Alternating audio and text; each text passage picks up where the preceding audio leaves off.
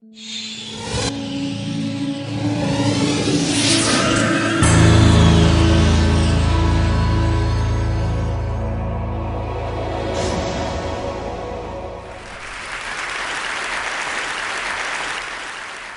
I want to start by offering you a free, no-tech life hack.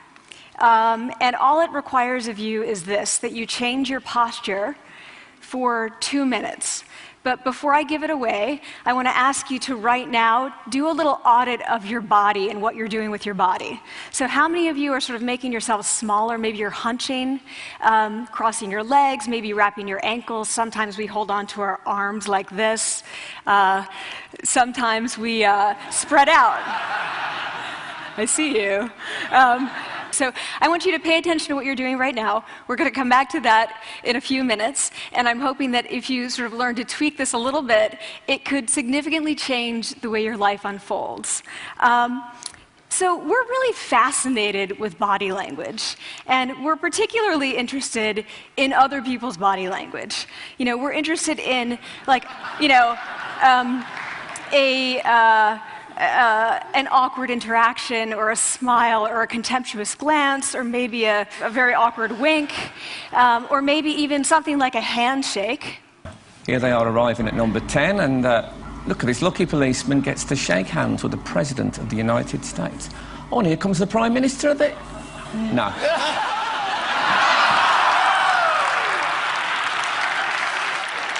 So a handshake, or the lack of a handshake, can have us talking for weeks and weeks and weeks, even the BBC and the New York Times. So obviously, when we think about nonverbal behavior or body language, but we call it nonverbals as social scientists, it's language. So we think about communication. When we think about communication, we think about interactions. So what is your body language communicating to me? What's mine communicating to you? And there's a lot of reason to believe that this is a valid way to look at this. So social scientists have spent a lot of time looking at the effects of our body language or other people's body language on judgments. And we make sweeping judgments and inferences from body language.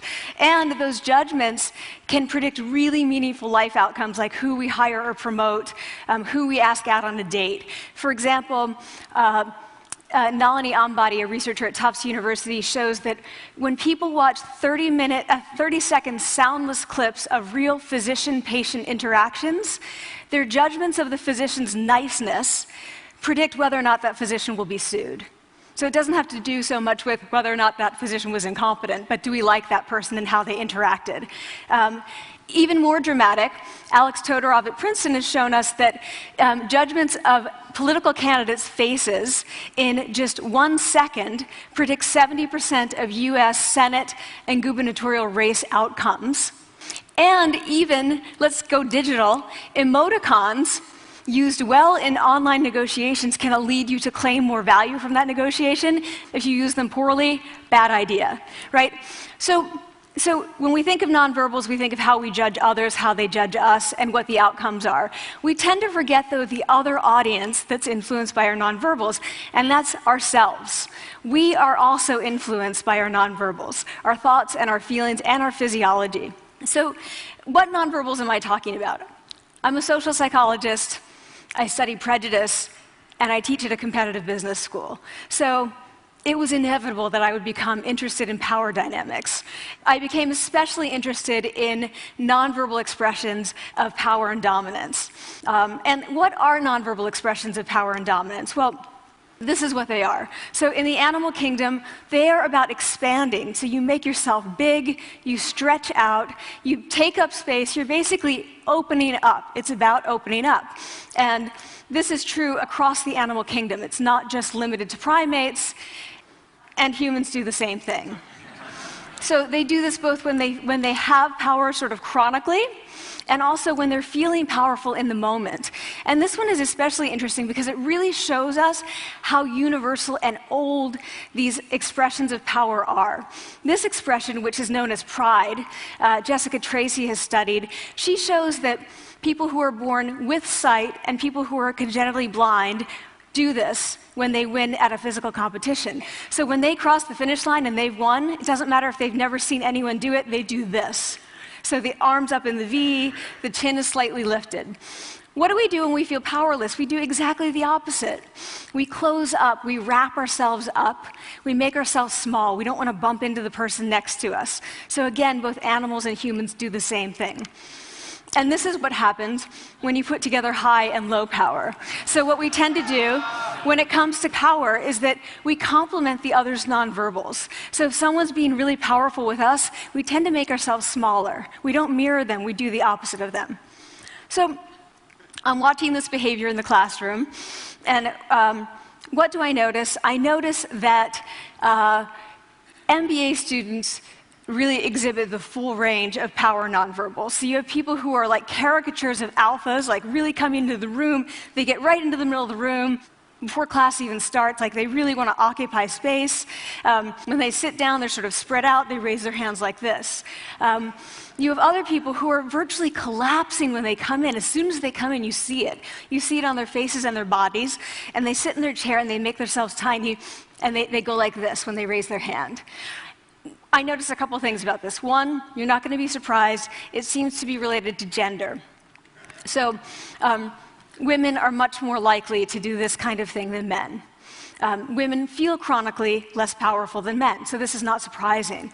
But the other thing I noticed is that it also seemed to be related to the extent to which the students were participating and how well they were participating. And this is really important in the MBA classroom because participation counts for half the grade.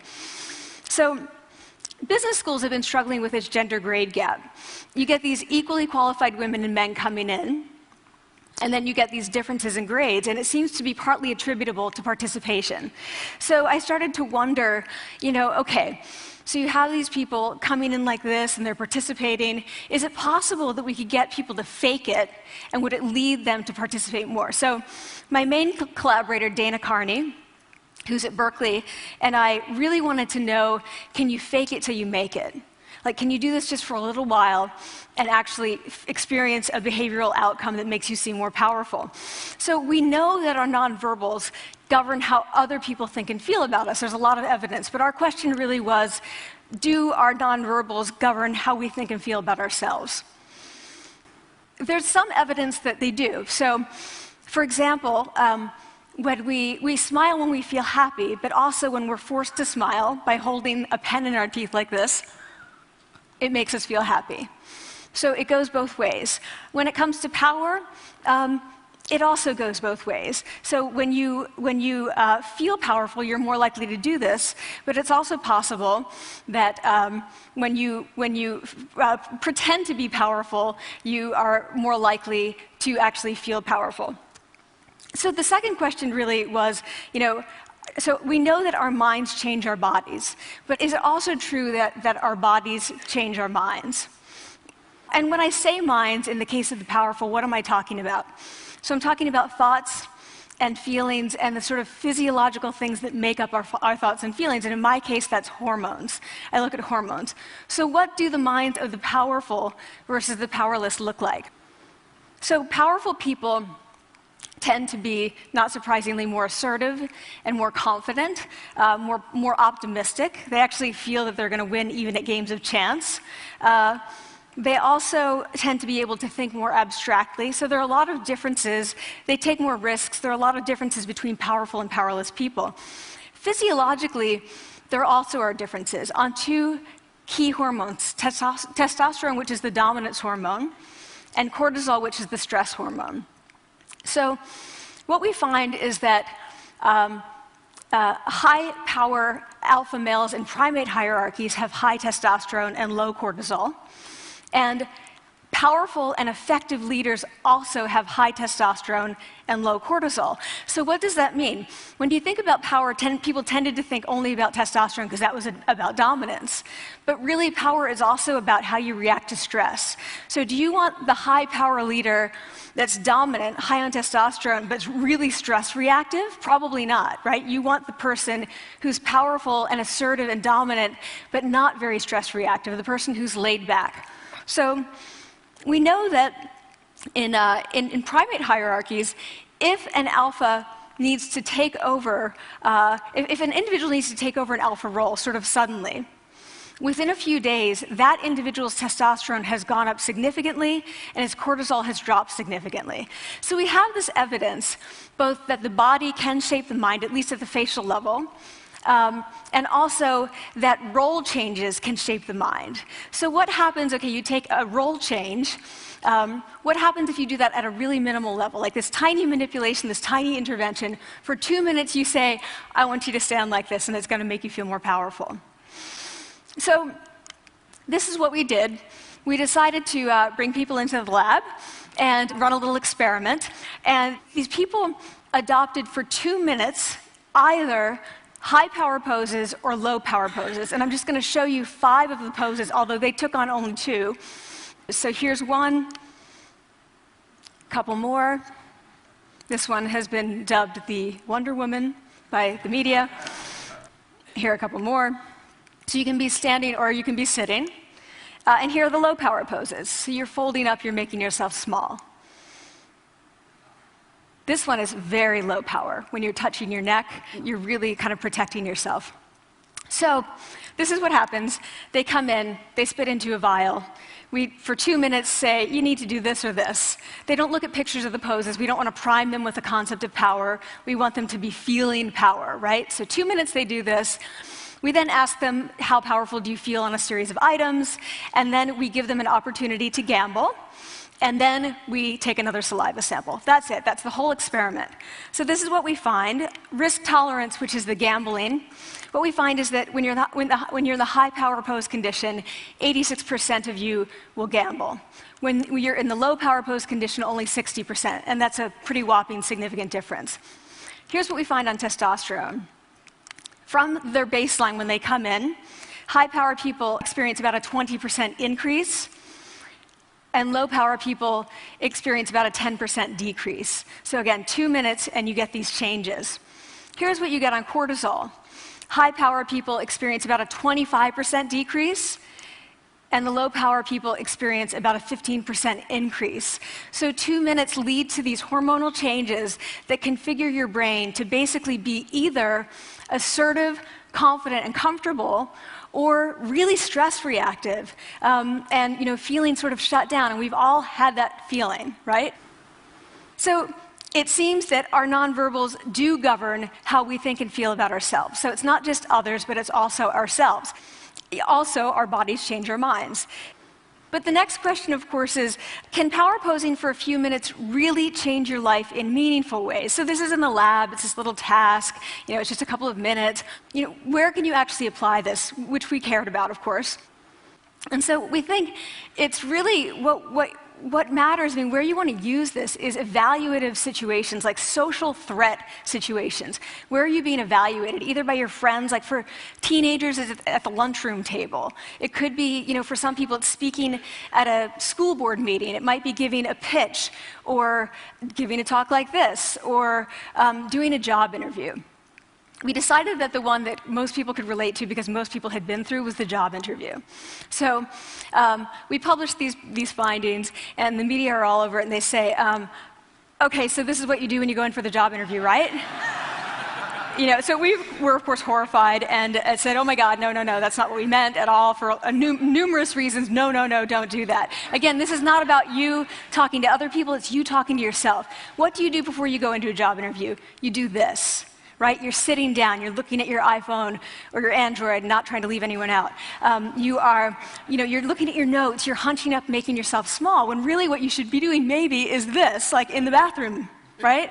Do that, find 2 minutes. So that's what we want to test, okay? So we bring people into a lab, and they do either high or low power poses again. They go through a very stressful job interview. It's 5 minutes long.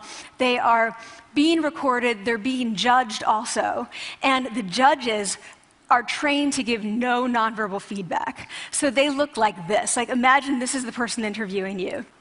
So for 5 minutes, nothing. And this is worse than being heckled. People hate this. It's what Marianne LaFrance calls standing in social quicksand. So this really spikes your cortisol. So this is the job interview we put them through, because we really wanted to see what happened. We then have these coders look at these tapes, 4 of them. They're blind to the hypothesis, they're blind to the conditions. They have no idea who's been posing in what pose. And they end up looking at these sets of tapes and they say, oh, we want to hire these people, all the high power posers. We don't want to hire these people. We also evaluate these people much more positively overall. But what's driving it? It's not about the content of the speech. It's about the presence that they're bringing to the speech. We also, because we rate them on all these variables related to sort of competence, like how well structured is the speech? How good is it? What are their qualifications? No effect on those things. This is what's affected, these kinds of things. People are bringing their true selves, basically. They're bringing themselves. They bring their ideas, but as themselves, with no residue over them. So this is what's driving the effect, or mediating the effect. So when I tell people about this, that our bodies change our minds, and our minds can change our behavior, and our behavior can change our outcomes, they say to me, it feels fake, right? So I said, fake it till you make it. It's not me. I don't want to get there and then still feel like a fraud. I don't want to feel like an imposter. I don't want to get there only to feel like I'm not supposed to be here. And that really resonated with me, because I want to tell you a little story about being an imposter and feeling like I'm not supposed to be here. When I was 19, I was in a really bad car accident. I was thrown out of a car, rolled several times. I was thrown from the car, and I woke up in a head injury rehab ward. And I had been withdrawn from college, and I learned that my IQ had dropped by 2 standard deviations, which was very traumatic. I knew my IQ because I had identified with being smart, and I had been called gifted as a child. So I'm taken out of college. I keep trying to go back. They say, you're not going to finish college. There are other things for you to do, but that's not going to work out for you. So I really struggled with this, and I have to say, having your identity taken from you, your core identity, and for me it was being smart, having that taken from you, there's nothing that leaves you feeling more powerless than that. So I felt entirely powerless. I worked and worked and worked, and I got lucky and worked and got lucky and worked. Eventually I graduated from college. It took me 4 years longer than my peers, and I convinced someone, my angel advisor, Susan Fisk, to take me on. And so I ended up at Princeton, and I was like, I am not supposed to be here. I am an imposter. And the night before my first year talk, and the first year talk at Princeton is a 20-minute talk to 20 people. That's it. I was so afraid of being found out the next day that I called her and said, I'm quitting. She was like, you are not quitting, because I took a gamble on you and you're staying. You're going to stay, and this is what you're going to do. You're going to fake it. You're going to do every talk that you ever get asked to do. You're just going to do it and do it and do it, even if you're terrified and just paralyzed and having an out-of-body experience, until you have this moment where you say, oh my gosh, I'm doing it. I have become this. I am actually doing this. So that's what I did. 5 years in grad school. A few years, I'm at Northwestern. I moved to Harvard.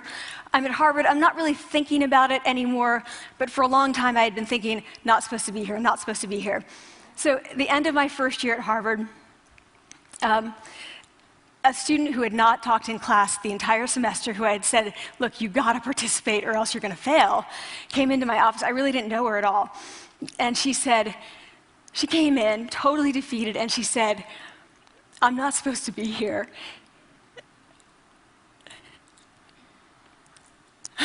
And that was the moment for me, because 2 things happened. One was that I realized, oh my gosh, I don't feel like that anymore. I don't feel that anymore, but she does, and I get that feeling. And the second was, she is supposed to be here. She can fake it, she can become it. So I was like, yes, you are. You are supposed to be here, and tomorrow you're going to fake it, you're going to make yourself powerful, and, you're going to...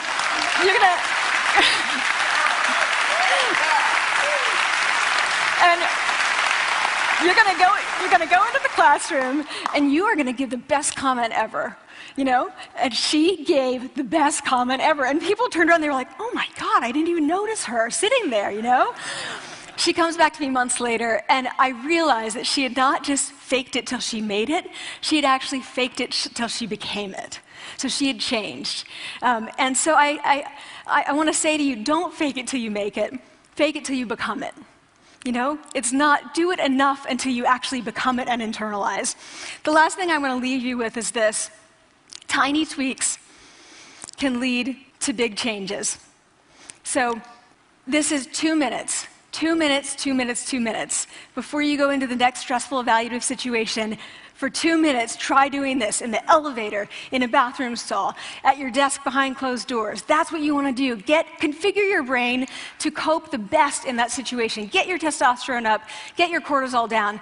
Don't leave that situation feeling like, oh, I didn't show them who I am. Leave that situation feeling like, oh, I really feel like I got to say who I am and show who I am. So I want to ask you first, both to try power posing, and also I want to ask you to share the science, because this is simple. I don't have ego involved in this. Give it away. Share it with people, because the people who can use it the most are the ones with no resources and no technology and no status and no power. Give it to them, because they can do it in private. They need their bodies, privacy, and 2 minutes, and it can significantly change the outcomes of their life. Thank you.